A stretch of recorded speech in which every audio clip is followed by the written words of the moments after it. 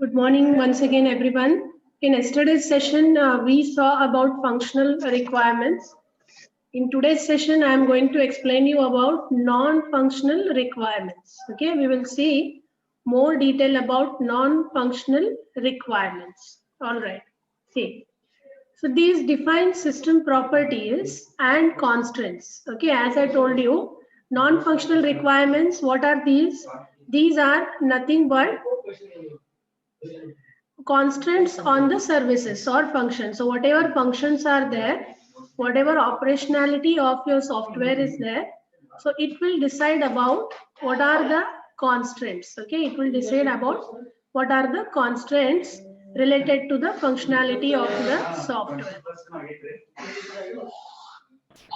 Okay, so the constraints may be like reliability, response time, okay, and storage requirements. So how much reliable your software should be, and whenever you give any input, what should be the exact response time and how it is going to handle that input. Okay, then it is also related to the storage requirements. Okay, finalizing the storage capacities to store your data in the software. Okay, so it may be also related to IO device capability, representation of your system. So system representation is all about what? How the screen, okay, or you can in short say that it is related to the interfaces. Okay, how you are going to create your interfaces, right?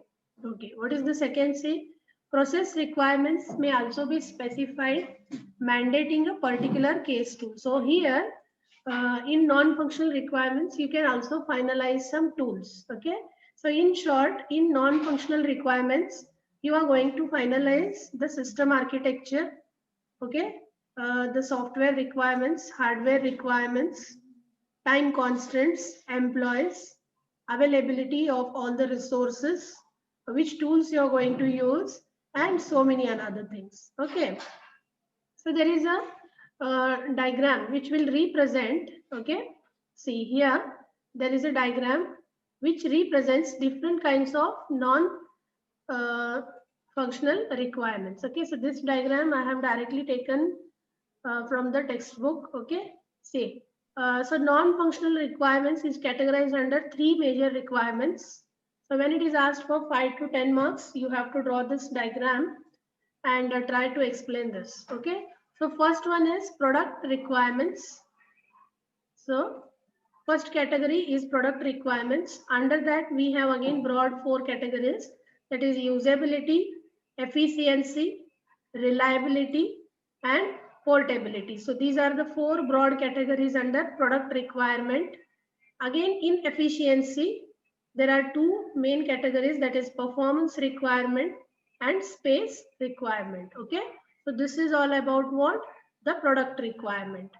Then under organizational requirements, okay, you can see that it is categorized into three types of non-functional requirements, that is delivery requirements, implementation, and standards. Okay, so there are some typos, that is typing errors here, just make it clear while writing. So delivery requirements, implementation, and standards. Okay, so under third category, that is external requirements. Okay, under external requirements, we have three categories.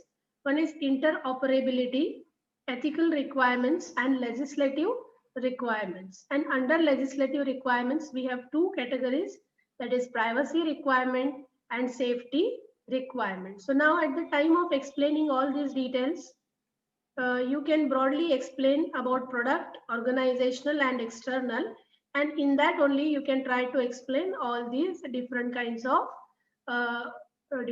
of whatever categories are there. Okay, yes, now let us go to the major category, right? That is product requirement. Okay, so what are product requirements? See, the name itself indicates. Okay, the name itself indicates all the factors that are related to the product. So suppose the product is here. Here you can take the product as your software. So what are the different aspects, different external factors when it comes to product? Okay, so it is related to usability. Okay, how the software can be used, how much efficient your software should be. So efficiency means what? Uh, it will measure the performance. Okay, it will measure the performance of your software. Then how much amount of memory it is going to use to work more efficiently, right? So this efficiency is measured in the terms of performance, okay, and the space that is being occupied by your product. Next, in product requirement, we have reliability requirements. How much reliable your software is. Suppose you give any input to that software, okay, and immediately what kind of output the software is going to generate, right? So that comes under your reliability requirement, okay? So reliability is all about what? The work, how your software is going to work, how much flexible your software is, right? Next, portability requirement. Okay, so portable is nothing but what? Suppose you had created a software under Java using JDK 1.8. Okay, JDK 1.8. So which is the latest version? Uh, you can take it as the latest. The latest is 1.10, 1.11 JDK. Suppose I have created under JDK 1.10 and you are going to install that software under 1.7. So do you think that the software is going to work properly if I run it in JDK 1.7 under 1.7? So some softwares, okay, need the specific software and hardware requirement. Some of them are portable. It means like Windows, if you take Windows 95, okay. So Windows 95, it is very easy to install the softwares. So for example, you take iPhone. In iPhone, is it portable? Are all the other softwares portable to be installed in iPhone? No, because there are some norms, okay, or regulations of iPhone. So that is portability. Portability means what? The software should be able to run on any of the platform. Okay, you have to create such a software which will run on any of the platform, which may run in any of the browser. Okay, ease of software or ease of operationality of the software, that comes under the portability requirement. Okay, then what about organizational requirements? Organizational is nothing but what? It is directly related to the organization, okay, who is going to develop this software, right? So it is related to the team. It is related to the software development team. These requirements must be accomplished by the software development team. So what are those requirements? See, delivery requirements. Delivery requirements means what? Suppose the time period given for the delivery of the software is 3 months, okay? So the team has to take care that the software is delivered within that given 3 months, right? So for that, they are using different charts. Okay, they are using different charts. In the last session, I think I have told you they are using two charts. One is the PERT. Okay, one is called as the PERT chart, and one more is there. Okay, that is called as what? Gantt. Right. So these are the two different charts which are used to make the time management of the project. So in this chart, you can just go through the Google and just find out, okay, PERT and Gantt chart. So these are the two charts which are especially used to track the timings of the product, right? Then implementation requirements. So what is required? What are the external factors or other factors rather than the software and hardware required during the installation of the software? So the team has to go to the customer desk, okay, and they have to settle down all the requirements that are needed on the desktop before installing the software. So those are all about implementation requirements, right? And then comes the standards requirement. So standards requirement is all about what? You have to assure the customer that you are providing them a quality product. And how will you tell the customer that you are delivering a quality product? It is possible only when you develop a software which is bug free, which has a smooth working interfaces, which consumes less memory, okay, and works efficiently and provides faster responses. All these together are going to decide the standard of your software. For this standard requirements also, some measures are taken. Some matrices are there and it is checked.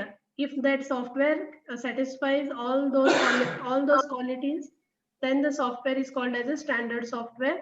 Okay, and then that requirement is accomplished. So it is the job of the team. Okay, it is the job of the team to take care of all these three factors, right? So product requirements. So this is the job of what simultaneously the software developer is working on this. Okay.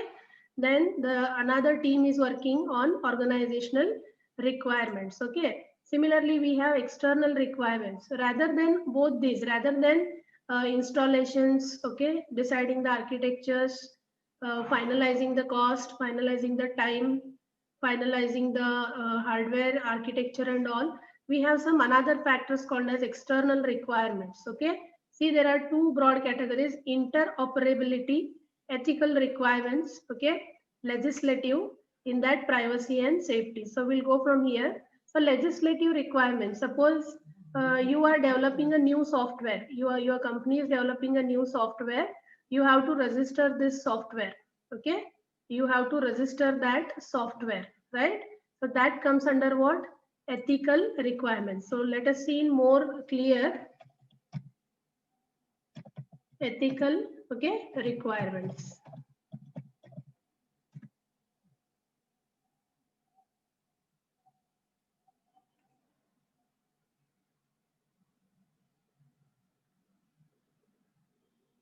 See, so these are some of the ethical factors: integrity, okay, professional competence and care, confidentiality, and professional behavior, right?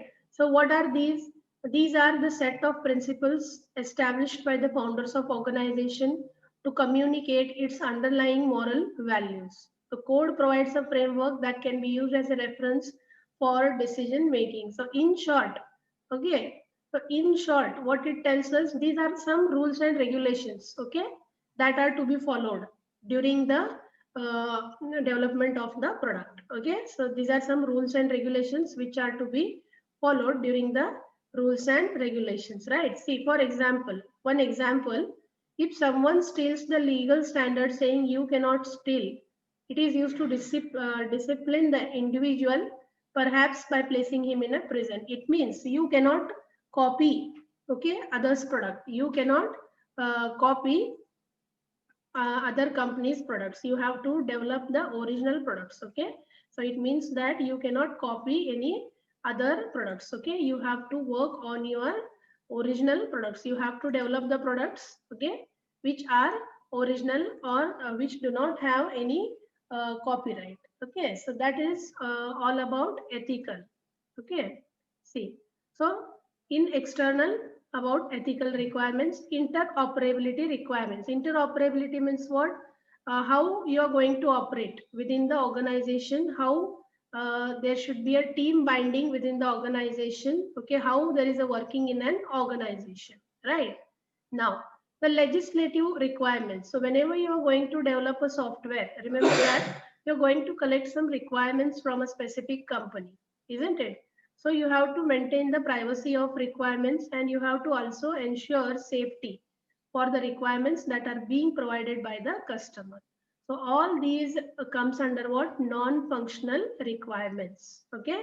So suppose the functional requirements which provides the functionality, in order to provide that functionality, only software is not important. There is another part where a lot of other things are carried out and where a lot of documentation is maintained, which all falls under non-functional requirements. Okay, that is why in software engineering you are going to learn the backend part of software development. Okay, so where you will come to know that along with software development, some kind of documentation have to be maintained, which can be used for further references. Okay, each of the phases uses these documents. Okay, for example, during this is the first phase which you are learning, software requirement unit. It is all about the first phase. So all these activities you are going to do in the first phase. Then only you will move towards the second phase, which is related to the design and development. Okay, so that is why a documentation is created every time, so that during before going to the next phase, that documentation can be referred, okay, and they can move towards the next phase. That is the reason you may feel that there are only 5 to 6 phases in development, but all these activities are carried out during the development. Okay. Now, after explaining all these things, okay, let me tell you once again. Okay, so in examination, you have to write only these points. Okay, under non-functional requirements, you can only write these points. Okay, so product requirements, these are the requirements which specify that the delivered product must behave in a particular way. Okay, so whatever product you are going to deliver to the customer, it should behave in a proper way. Okay, what is that way? It should have a proper execution. Okay, it should maintain a proper speed. It should be reliable. It should work efficiently, right? So these will be the product requirements. So who will take care of this? The backend team, one who is performing a lot of checks on your software, right? So second is organizational requirements. So what comes under organizational requirements? Requirements which are a consequence of organizational policies and procedures, okay? Process standards, implementation of requirements. So through this diagram, you can easily come to know. Under organizational, I tell you about delivery requirements to take care when the software is going to be delivered. Implementation requirement is all about finalizing the hardware and software requirements at the customer's desk before installing that software. Okay, it is done simultaneously. Then standards requirement. So standards requirement is all about what? Providing a quality assurance to your customer. All right. Then external requirements which arise from factors which are external to the system. External to the system in the what? In the sense what? See, external, right? To the system. What exactly do you mean external to the system?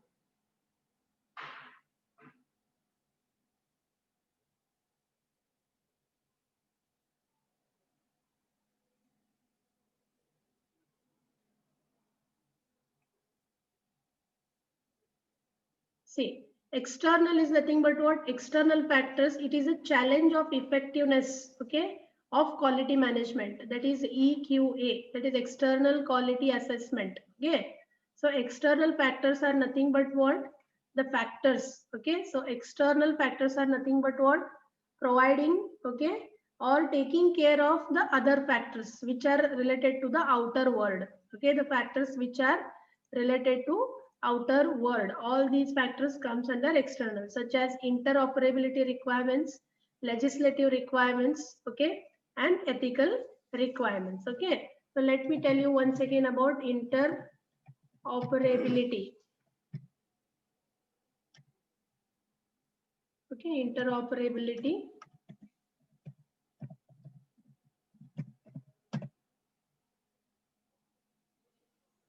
See, it is all about what?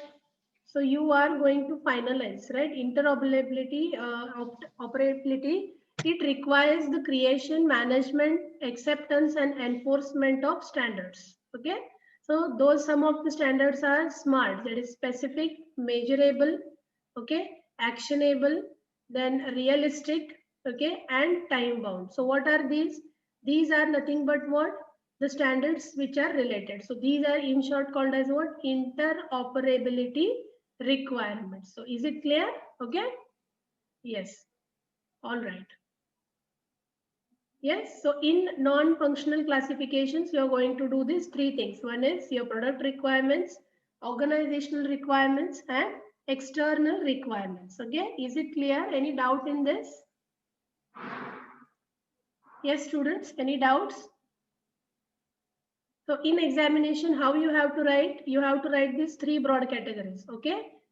You can explain these three broad categories. All right. And go through this diagram.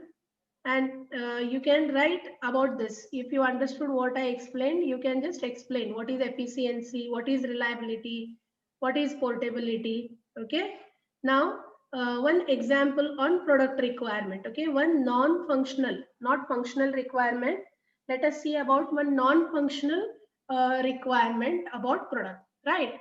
Now, so we have seen two cases. Okay. Which are those? One is mental health care patient management system, and one more is insulin blood pump control system. So two cases we had already learned, right? So in mental health care patient management system, there is one centralized server, isn't it? And that server is being used by 3 different clinics. Okay, it means there are 3 different clinics which are using that central server. So when we want to access that server, okay, when we want to access that server, what we need? We need few employees, isn't it? We need few employees to work on that server. So the software is going to start only when we have the employees to manage that software, isn't it? See, so what is one of the non-functional requirement here? One of the non-functional requirement here is this software shall be available to all the clinics during normal working hours. Okay, that software is available. Okay, when it is available from morning 8:30 to evening 5:30. If I'm not wrong, okay, here it is 8:30. Yeah, it is 8:30. Okay, from morning 8:30 to 5:30. So downtime within normal working hours shall not exceed 5 seconds in any one day. It means you have to be punctual. The employees have to reach the MHC PMS punctually at 8:30. Okay, only there can be a gap of seconds, but the server has to be started at 8:30 in the morning. Are you getting that? So what about other details? What about other details which will happen at night? So here they have not given any idea about that. Okay, so take it as from morning 8:30 to evening 5:30. Right? So this is the working hour of that server. So that server is going to maintain, okay, the details at this time. Please keep your mics on mute. All of you keep your mics on mute. Okay. See, organizational requirements. So what about organizational requirements? So one example for this category. One example for organizational requirement. Okay. See, users of this mental health care patient management system shall authenticate themselves using their health authority identity card. So once when the patient logins, okay, once when the patient login, it is the responsibility of the backend team. Okay, so how you are going to authenticate that login? There should be one authentication provided to the patient. So once if we have his own authentication, then only the patient is allowed to use that software. So that is a part of implementation requirement. Okay, so that is one example of implementation requirement, which is related to check the software and hardware requirements, along with that verify and validate. Okay, yes. So under external requirement, one example of non-functional requirement is that the system shall implement patient privacy provisions as set out in HSTA. Okay, so see, what is this? Let me tell you. So MHC, okay, PMS, right? System. Huh? See, this is a health clear. Okay, this is one of the very important system which is used globally. Okay, this software is being used globally, and there is one committee. Okay, so there is one ethical committee. So what is that ethical committee doing? See, as you saw here, that is HSTAN. Okay, 03/2006 privacy. There is one law.